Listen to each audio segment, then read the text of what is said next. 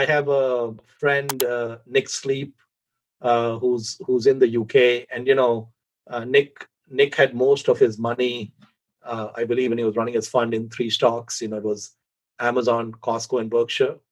And I think it was in 2015 or so, he hung up his boots and returned all the capital he was running. I think he returned probably $3 billion or so to his investors, and basically told them that, in effect, I have three stocks. 10 years from now, I'm going to have these three stocks. There's no need for you to pay me ridiculous fees. Just go buy these three stocks. If you look at Nick also, like Charlie, you know, once he finds these great compounders, and he's got a number of models he's using, he's looking to let them run, and looking to let them run for decades. And actually, in Nick's portfolio, it didn't even matter what he owned as long as he owned Amazon.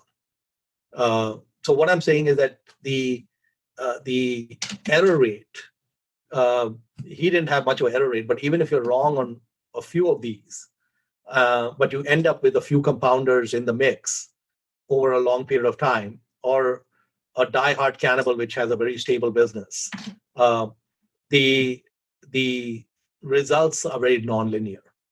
So I operated in a very linear fashion for the last 2 decades. And what I learned this year is two or three things. One is, I said, one thing I learned is, hey, Mohnish, we're back to that curve going up. The flat curve period is over. Okay.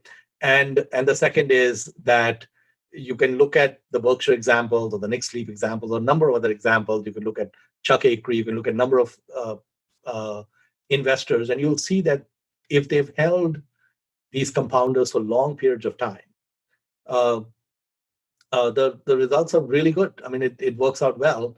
It would not have worked out well from 2000 to 2015, 2016. I think what I was doing worked a lot better in that period, because if you're buying these compounders at 50 times earnings, uh, not very many good things are going to happen to you, probably.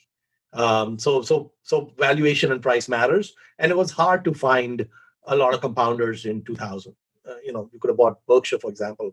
You'd done fairly well for for at least 10 years.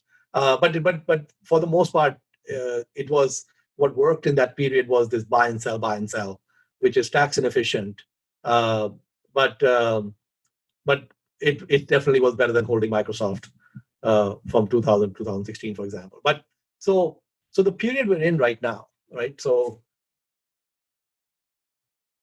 what I'm assuming, even though I don't use macro or anything, but what I'm assuming will end up happening is what has happened in the past. And what with this party that's underway right now will end when we get to extreme euphoria. And at some point, we will get to extreme euphoria. So I don't know if that extreme euphoria comes in 2025 or 2030. Uh, but let's say somewhere between, my guess is somewhere between the late 2020s and maybe the early 2030s is my best guess, is when we would get to ridiculous valuations again, because the human memory doesn't go back that far. And people always say, oh, these companies are different. They don't have anything to do with the companies in the past. So there's no real correlation. But there are correlations. So as long as humans are involved in markets, we will go from extreme undervaluation to extreme overvaluation. So if you look at the period from 82 to 99, extreme undervaluation to extreme overvaluation. And then 99 to, again, 2015, 2016, extreme overvaluation to undervalued. And then you again start going. So we will not have, I don't believe we will have these boom and bust periods go away. Um, I don't know whether they'll be 17 years long or 30 years long or 10 years long. We've seen a few examples where they go on for different periods. I mean, if you get to extreme binges, you will go for longer periods. In general, I think that's true. So I think for me, the learnings have been that um, is focus on the compounders. Um, the wiring of Mohnish doesn't allow him to pay up. I'm too cheap to pay up, right? So I'm stuck in a world where I have to buy things fairly cheap. But there are, there's 50,000 stocks in the world. There are stocks from time to time which are great compounders or great cannibals, and which do get cheap uh, periodically. So we don't need too many of them. I mean, for the most part, great compounders are well recognized by the world, and they typically trade at premium valuations like they should.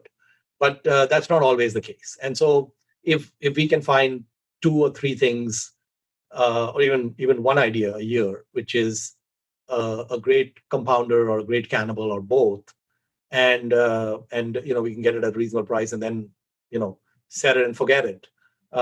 It's great. And so when I look at my portfolio today, it needs some work to get positioned where it needs to be, but it's on its way. I'm actually very happy with the way it looks. I will make a few more changes over the next few years to get it more aligned to where I want it to be as these ideas show up. But the framework is very simple.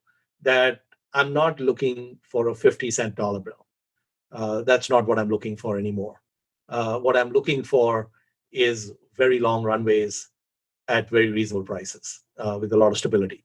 Between 2001 and 2013, Nick Sleep's Nomad investment partnership delivered a staggering 921% return with just three stocks: Amazon, Costco, and Berkshire Hathaway, nearly 3x the MSCI World Index.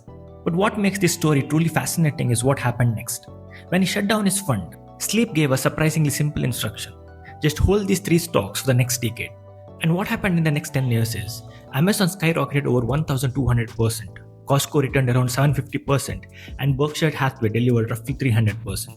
The real lesson here isn't complexity, it's conviction. Nick Sleep showed that you don't need dozens of stocks or constant trading to win. Sometimes a few great businesses held for a long time can outperform almost everything else. For individual investors, this is powerful. Simpler strategy, strong conviction, and long-term patience. Because in investing, the biggest returns often come from doing less, but doing right.